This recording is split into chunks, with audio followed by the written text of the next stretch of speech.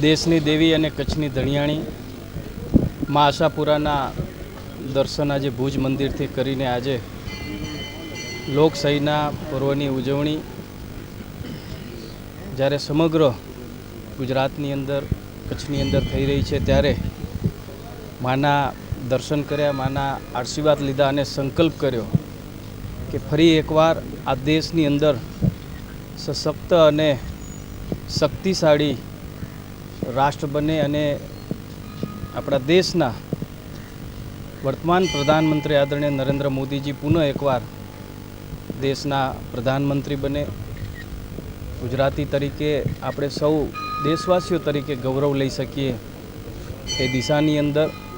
એક નૂતન ભારતના નિર્માણની અંદર આજે જ્યારે સર્વે મતદારો પોતાનો પવિત્ર અને કિંમતી મત આપી કરીને આ પર્વની લોકશાહીના પર્વની ઉજવણી કરી રહ્યા છે ત્યારે આજે હું પણ મારું મતદાન કરવા જઈ રહ્યો છું અને મા પાસે પ્રાર્થના કરી અને સંકલ્પ લીધો કે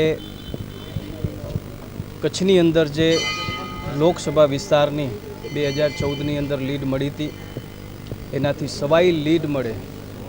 4 લાખ કરતાં વધારે લીડ મળે અને દેશની અંદર 400 સાંસદો સાથે ભારતીય જનતા પાર્ટીની સરકાર બને નરેન્દ્ર મોદીજીના નેતૃત્વમાં, એવો મા પાસે આજે સંકલ્પ લીધો હતો અને પ્રાર્થના કરી હતી। સર્વે મારી કચ્છ અને મોરબીની જનતા અને મારા વહાલા મતદારોને આજે હું સૌને વિનંતી કરું છું કે તમારો સ્નેહ અને પ્રેમ 2014ની લોકસભામાં મળ્યો હતો। ભારતીય જનતા પાર્ટીએ પુનઃ એકવાર તમારા સૌની સેવા કરવાનો મને અવસર આપ્યો છે ત્યારે